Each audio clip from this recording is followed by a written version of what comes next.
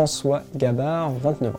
S'il vous plaît, un tonnerre d'applaudissements pour François Gabard. À quelques jours du départ, atelier cuisine pour François Gabard, aussi à l'aise semble-t-il pour émincer les oignons et éplucher les carottes que pour barrer son bateau. Alors j'ai une question à ma gauche, c'est quelle est la recette d'un bon Vendée Globe? Ah, si on la connaissait, la recette d'un bon Vendée Globe, on sait que tout ce qui se passe dans l'arrière-cuisine est essentiel, et pour le reste, on a bien une petite idée. Un habile dosage, bien sûr, mais aussi des petites touches personnelles qui peuvent lui donner toute sa saveur.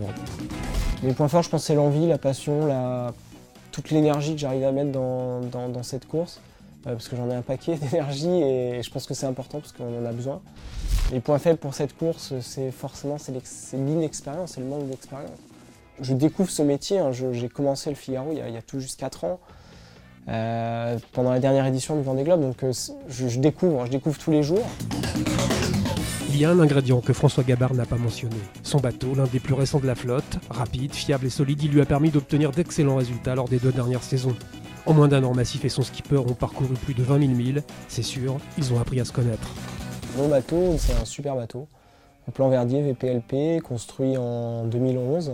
Je ne sais pas si c'est le meilleur bateau de la flotte, mais ce qui est sûr, c'est que c'est le meilleur bateau pour moi. Et j'ai des super sensations sur ce bateau. François Gabard, 29 ans, skipper professionnel depuis 2008, c'est à la fois chronique d'une ascension fulgurante et portrait d'un jeune homme ambitieux.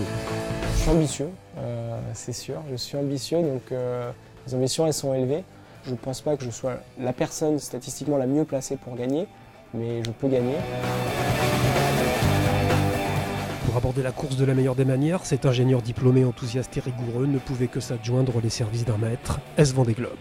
Je ne peux pas ne pas citer Michel Desjoyaux, forcément, parce qu'il travaille avec moi et forcément sa façon de naviguer influe énormément sur la mienne. Bon alors, est-ce que François Gabard peut gagner le Vendée Globe?